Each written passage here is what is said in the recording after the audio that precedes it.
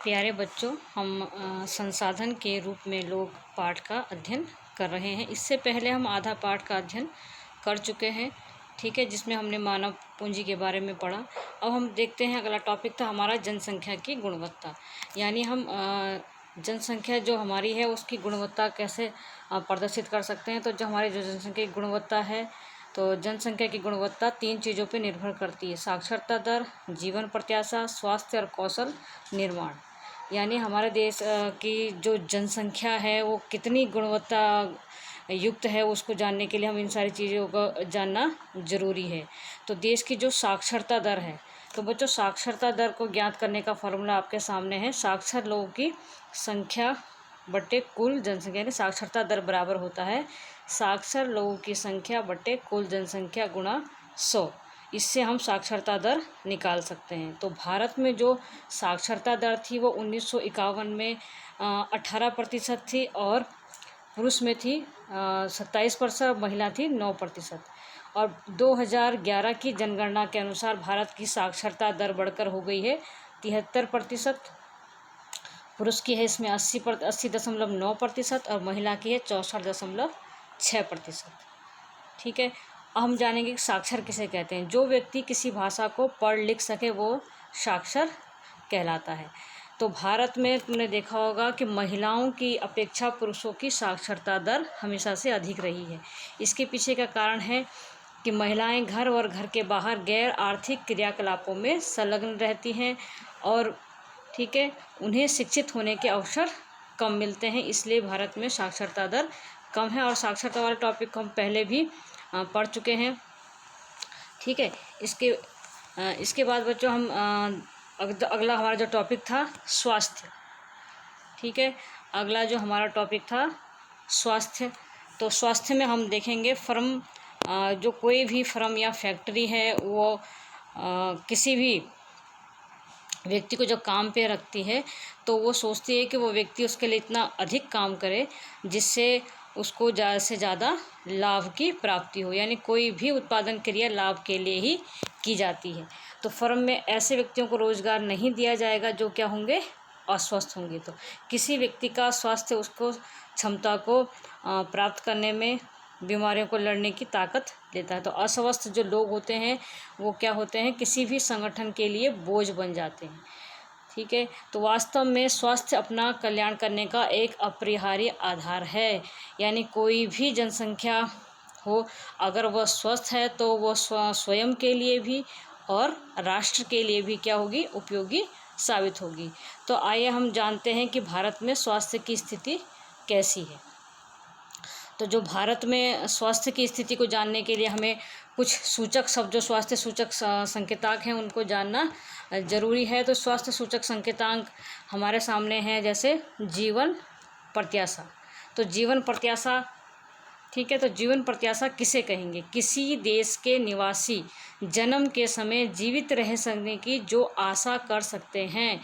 यानी जन्म के समय, यानी वो कितने आयु तक जीवित रहेगा, उसी प्रत्याशा को हम क्या कहते हैं, जीवन प्रत्याशा या प्रत्याशित आयु कहते हैं, ठीक है। यानी जन्म के समय वो व्यक्ति कितने समय तक, कितनी आयु तक वो जीवित रह सकेगा, उस आयु को हम जीवन प्रत्याशित आयु कहते हैं। तो भारत में 2015 की स्थिति के अनुसार जो जीवन प्रत्याशा है वो 68.3 वर्ष है कुल की, और पुरुषों में है 66.9 वर्ष और महिला की है 70.0 वर्ष, यानी 70 वर्ष, ठीक है। तो पहले पूर्व में हमारे जीवन प्रत्याशा इतनी अधिक नहीं थी, तो वर्तमान में जीवन प्रत्याशा में भी क्या हुई है, वृद्धि हुई है, ठीक है। इसके बाद जो हमारा दूसरा सूचक शब्द है जन्म दर, ठीक है। जन्म दर है, मृत्यु दर है, शिशु मृत्यु दर है। तो जन्म दर किसे कहेंगे, तो जन्म दर का अर्थ होता है कि एक विशेष समय अवधि में प्रति 1000 व्यक्तियों के पीछे जन्म लेने वाले जीवित शिशुओं की संख्या को हम क्या कहेंगे, जन्म दर कहेंगे, ठीक है। एक विशेष समय अवधि में प्रति 1000, यानी प्रति 1000 व्यक्तियों के पीछे जीवित जन्म लेने वाले शिशुओं की संख्या को क्या कहा जाएगा, जन्म दर कहा जाएगा। तो वर्तमान में भारत की जो जन्म दर है 2016 के आंकड़ों के अनुसार वो है 20.4 प्रति हज़ार। तो इसमें भी वृद्धि हुई है, जन्म दर में भी वृद्धि हुई है। जन्म दर में क्या हुई है, पहले जन्म दर अधिक थी और जन्म दर में अब क्या हुई है, कमी हुई है। ठीक है, हम ये बाद में इन आंकड़ों का विश्लेषण करेंगे। दूसरा है मृत्यु दर। तो मृत्यु दर से अभिप्राय होता है एक विशेष समय अवधि में प्रति 1000 व्यक्तियों के पीछे मरने वाले लोगों की संख्या, यानी प्रति 1000 व्यक्तियों के पीछे कितने लोगों की मृत्यु हुई। तो वर्तमान में 2016 के आंकड़े हैं, ये मृत्यु दर है 6.4 प्रति हज़ार। तो भारत में पहले मृत्यु दर अधिक हुआ करती थी, तो स्वास्थ्य सुविधाओं में वृद्धि के कारण मृत्यु दर में क्या हुई है, कमी आई। तो उसी के साथ जुड़ा हुआ एक स्वास्थ्य सूचक संकेतांक है शिशु मृत्यु दर। तो जो शिशु मृत्यु दर है वो, उसका अर्थ होता है प्रति 1000 जीवित जन्म लेने वाले शिशुओं में से 1 वर्ष या इससे कम उम्र में मरने वाले शिशुओं की संख्या। यानी 1000 जीवित जन्म लेने वाले शिशुओं में से 1 वर्ष की आयु या 1 वर्ष से कम आयु में मरने वाले शिशुओं की संख्या को हम शिशु मृत्यु दर कहते हैं। तो ये आंकड़ा भारत में पहले अधिक था और 2016 के आंकड़ों के अनुसार वर्तमान में जो शिशु मृत्यु दर है वो है 64 प्रति 1000 जीवित जन्म। ठीक है, तो शिशु मृत्यु दर में भी कमी आई है। तो इसके पीछे कारण यही रहे हैं कि हमारी स्वास्थ्य सुविधाओं में क्या हो रही है, लगातार वृद्धि हो रही है, जिसके कारण हमारा शिशु मृत्यु दर क्या हुआ है, कम हुआ है। ठीक है, तो स्वास्थ्य सुविधाओं का यहाँ पे हम आकलन करेंगे बच्चों। यहाँ देखेंगे हमें एक कॉलम आपको दिख रहा होगा, उपकेंद्र, प्राथमिक स्वास्थ्य केंद्र, सामुदायिक स्वास्थ्य केंद्र। ठीक है, तो 2013 में थे 1,81,139 स्वास्थ्य केंद्र थे। ठीक है, जो 2016 में बढ़ के हो गए हैं 1,85,933 स्वास्थ्य केंद्र, जिसमें भी वृद्धि हुई है। ठीक है, औषधालय और अस्पताल थे 29,000 और ये बढ़ के हो गए हैं 30,000। ठीक है, बिस्तर थे, सरकारी बिस्तर थे 6,28,000 और जो 2016 में ये हो गया 6,34,000। तो चिकित्सा परिषद में भारतीय जो पंजीकृत डॉक्टर थे वो 45,000 थे और ये लगातार इनमें बढ़ोतरी होके ठीक है, बढ़ोतरी नहीं, इसमें क्या हुई है, थोड़ी कमी आई है। सरकारी पंजीकृत डॉक्टर में ये हुए 17,982। ठीक है, और नर्सिंग कर्मी वगैरह जो हैं हमारे वो पहले थे 23,44,241। ठीक है, अब हो गए हैं 28,78,182।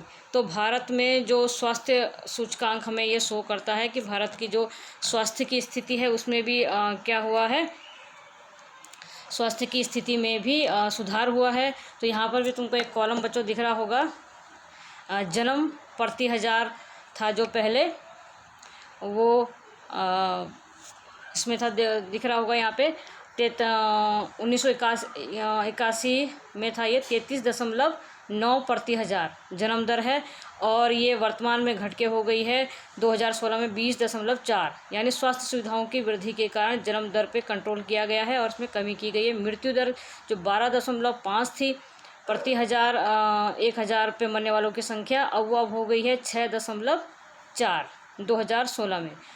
ठीक है, कुल प्रजनन दर 4.5 थी जो वर्तमान में हो गई है 2.3 2005 के आंकड़ों के अनुसार। और मातृत्व मृत्यु दर यानी माताओं के प्रति 1,00,000 जीवित जन्म में माताओं के मरने की जो दर है वो हो गई है 167। ठीक है, शिशु मृत्यु दर हो गई है, पहले ये थी 110 1981 में और वर्तमान में ये हो गई है 34 प्रति 1000 जीवित जन्म पे। तो जन्म के समय जो प्रत्याशित आयु थी मतलब जीवन जीने की या जीवित रहने की जो जीवन प्रत्याशा थी वो पहले 1981 में के आंकड़ों के अनुसार 55.4 थी और वर्तमान में हो गई है 68.3%।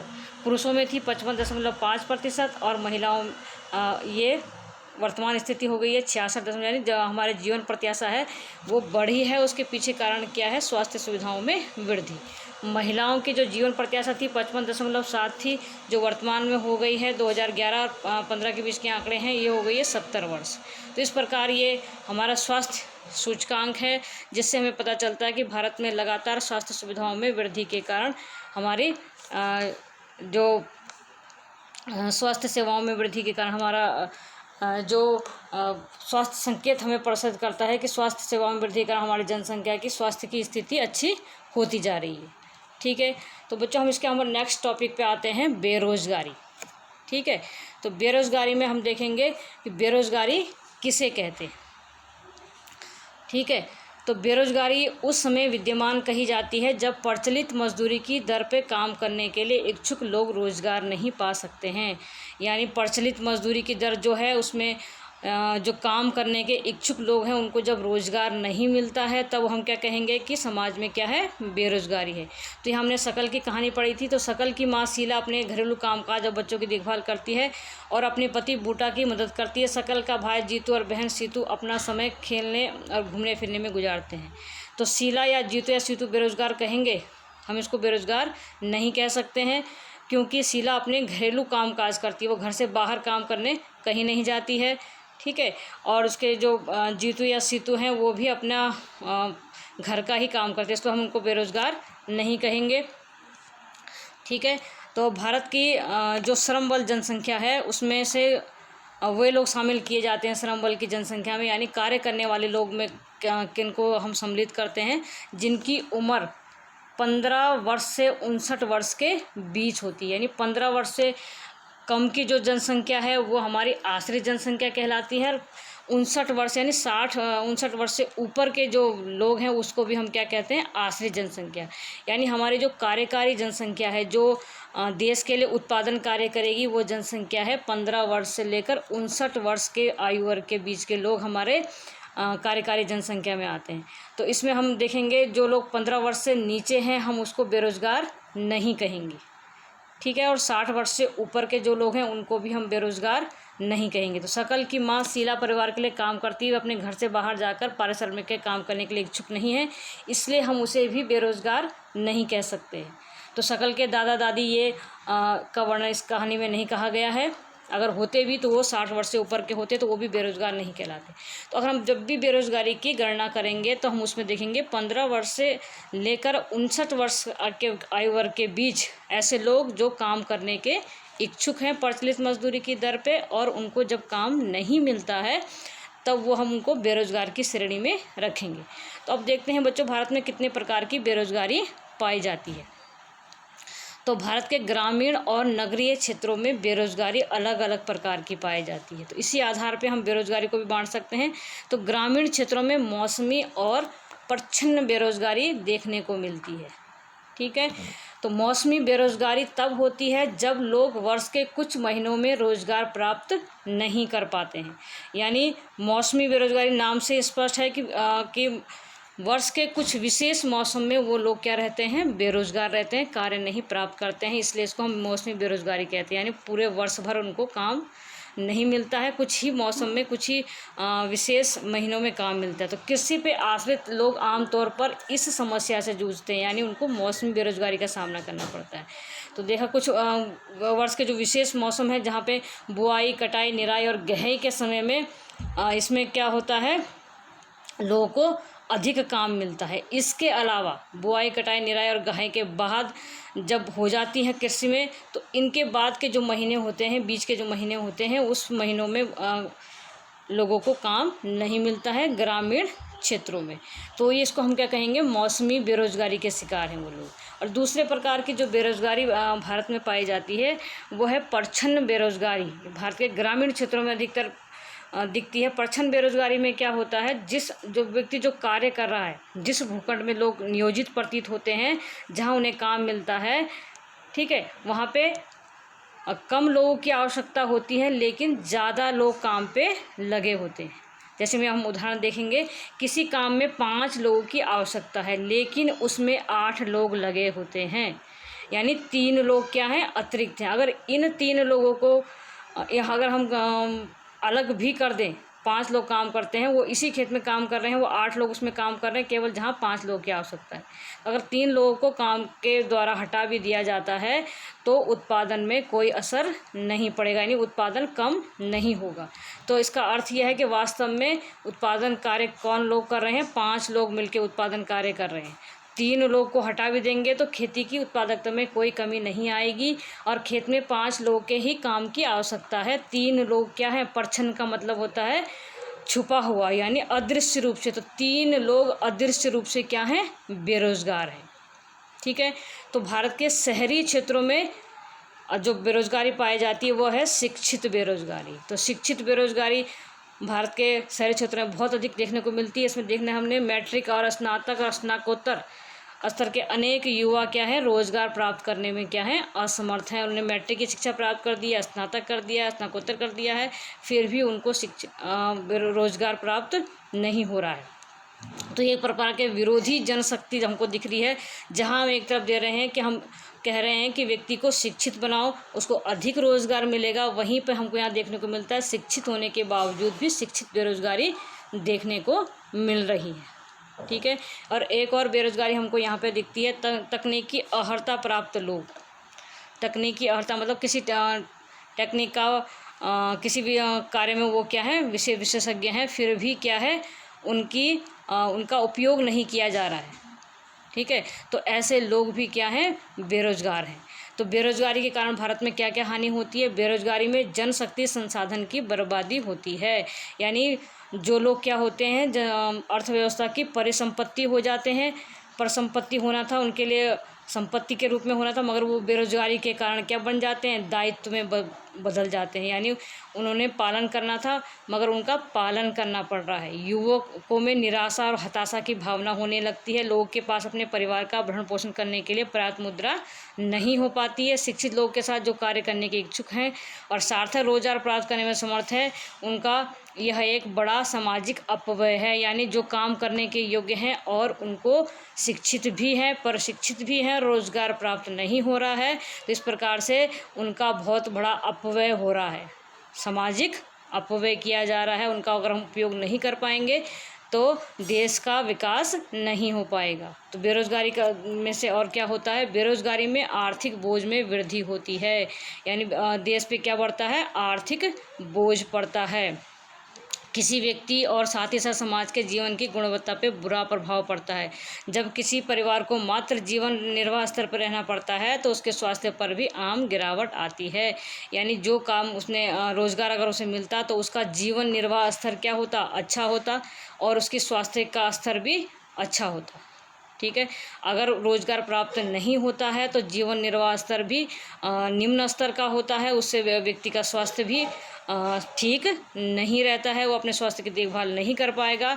और इससे क्या होगा, स्कूल प्रणाली से अलगाव में वृद्धि होती है। लोग पढ़ाई के प्रति अरुचि उत्पन्न होती है, क्योंकि उन्हें पता है कि अगर पढ़ाई कर भी लें तो नौकरी नहीं मिलेगी। तो इससे कारण क्या होती है, बेरोजगारी में वृद्धि जब होती है तो अर्थव्यवस्था में मंदी का सूचक जिसे हम कह सकते हैं। अर्थव्यवस्था में क्या आएगी, मंदी आएगी, हमारे संसाधनों की बर्बादी होती है। तो भारत में क्या स्थिति है, भारत में क्या है, बेरोजगारी की दर देखने को तो निम्न है। क्यों है निम्न, इसके पीछे क्या कारण है, तो बड़ी संख्या में लोग क्या है, निम्न आय और निम्न उत्पादकता वाले लोगों की गिनती नियोजित लोगों में की जाती है। यानी निम्न आय, जिनसे कम आय प्राप्त होती है, निम्न उत्पादकता वाले क्षेत्रों में वो लोग कार्यरत हैं। तो पूरे वर्ष काम करते हुए प्रतीत होते हैं, लेकिन उनकी क्षमता और आय के हिसाब से जो पर्याप्त नहीं होती। वे काम तो कर रहे हैं मगर वे काम क्या है, उन पर थोपे हुए हैं, उनके पसंद के काम नहीं हैं। तो गरीब लोग बेकार नहीं बैठ सकते हैं, उनको अपने जीवन यापन के लिए वो क्या करते हैं, किसी न किसी कार्य से जुड़ जाते हैं। ठीक है। और ये क्या होता है, हमारा निम्न उत्पादकता वाला काम होता है। ठीक है। अपने जीवन निर्वाह के लिए किसी भी कार्य को करने के लिए तैयार हो जाते हैं। तो भारत में प्राथमिक क्षेत्र में स्वरोजगार एक विशेषता है। लोग क्या है, प्राथमिक क्षेत्र में यानी कृषि के क्षेत्र में जुड़े हुए हैं। यहाँ पे ऐसे लोग भी जुड़े हुए हैं जिनकी वहाँ कोई आवश्यकता नहीं है। हमें प्राय हमारे ग्रामीण क्षेत्रों में देखने को मिलता है कि पूरा का पूरा परिवार अपने खेतों में काम करता है। इस तरह कृषि क्षेत्र में क्या होती है, प्रच्छन्न बेरोजगारी होती है। यानी जितने लोग काम पे लगे हुए हैं उतने लोगों की आवश्यकता नहीं है। ठीक है। अगर उनको हटा भी दिया जाए तो उससे क्या होगा, उनके खेत की उत्पादकता में कोई कमी नहीं आई। ठीक है। तो ग्रामीण क्षेत्रों में बेरोजगारी की कठिनाइयों में कमी लाती है, लेकिन इसमें परिवार की गरीबी कम नहीं होती है। परछन बेरोजगारी से ऐसा लगता है लोग किसी न किसी कार्य में नियोजित हो रखे हैं, मगर वो क्या है, एक तरफ से परछन बेरोजगारी है, उनकी गरीबी कम नहीं होती है।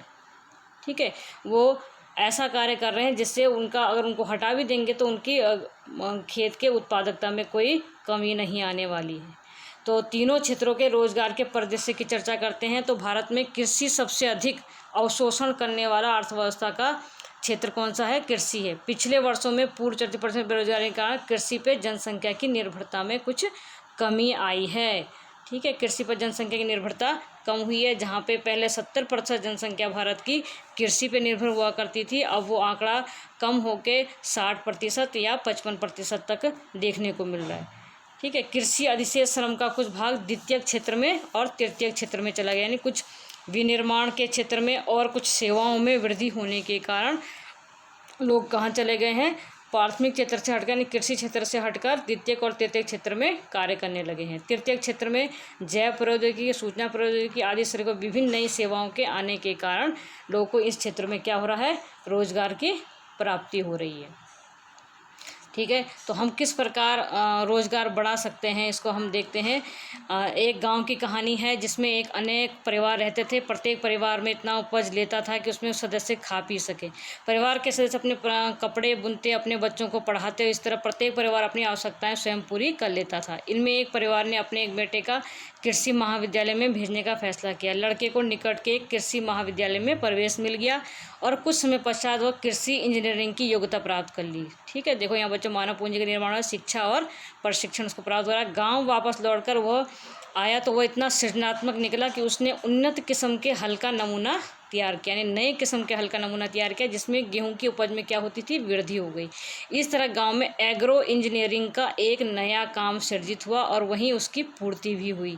गांव के उस परिवार ने अपनी अधिशेष फसल कहाँ बेची? जब अधिक उत्पादन होने लगा तो निकट के गाँव में बेच दी। इससे अच्छा लाभ भी प्राप्त हुआ जिससे उन्हें अपने आपस में बांट लिया। इस सफलता से प्रेरित होकर कुछ समय पश्चात गाँव के सभी परिवारों ने एक बैठक की। वे अपने बच्चों के लिए बेहतर भविष्य चाह रहे थे। उन्होंने पंचायत में गांव में एक स्कूल खोलने का अनुरोध किया। ठीक है, तो उन्होंने स्कूल खोलने का अनुरोध किया और पंचायत को विश्वास दिलाया कि वे सभी अपने बच्चों को स्कूल में भेजेंगे। तो पंचायत में सरकार की मदद से एक स्कूल खोला और निकट के कस्बे से शिक्षक की नियुक्ति की। ठीक है, इस गांव के सभी बच्चे स्कूल जाने लगे। कुछ समय पश्चात गांव के एक परिवार ने अपने एक लड़की की सिलाई का प्रशिक्षण दिलवाया। ठीक है, अब वह गांव के सभी लोगों के लिए कपड़े सीने लगी क्योंकि सभी लोग अच्छे ढंग से सिले कपड़े पहनना चाहते थे। इस तरह दर्जी का एक नया काम सृजित हुआ। पहले एग्रो इंजीनियरिंग करके फसल में वृद्धि की गई, एक काम यहाँ सृजित हुआ था। फिर दूसरा तुमने देखा होगा स्कूल खोला गया, स्कूल में भी काम सृजित हुआ, शिक्षकों को नौकरी मिली वहाँ पे। ठीक है, अब यहाँ पर शिक्षण प्राप्त करके लड़की कपड़े सिलने लगी तो एक नया कार्य यहाँ देखने को मिला। किसानों का कपड़े खरीदने के लिए दूर जाने लगने वाला समय भी अब बचने लगा था। ठीक है, तो किसान खेतों में अधिक समय लगाने लगे थे और इससे उपज में वृद्धि होने लगी और यह समृद्धि का प्रभाव था। किसान के पास उपभोग से अधिक वस्तुएं होने लगी थी। वे उत्पादन उन लोगों को बेच सकते थे, उन गांव के बाज़ार में आते थे और समय के साथ साथ गांव जहां प्रारंभ में किसी नए काम को औपचारिक रूप में कोई ऑप्शन नहीं था, वहाँ पे कई नए काम देखने को मिल रहे हैं। शिक्षक, दर्जी, एग्रो इंजीनियर और अन्य तरह के लोग से परिपूर्ण हो गया। तो ये एक साधारण गाँव की कहानी है जहाँ मानव पूंजी के उठते स्तर ने उसको जटिल और आधुनिक आर्थिक क्रियाकलापों के स्थल के रूप में विकसित किया। ठीक है, तो मानव पूंजी किस प्रकार गांव के स्थिति को बदल सकती है उसको हमने इस पाठ में देखा। ठीक है, इसके साथ ही साथ इसके पाठ्य पुस्तक के जो प्रश्न उत्तर दिए गए हैं बच्चों, इसको कर सकते हो। अगर तुम्हें कुछ इसमें समझ नहीं आता है तो तुम मुझसे पूछ सकते हो।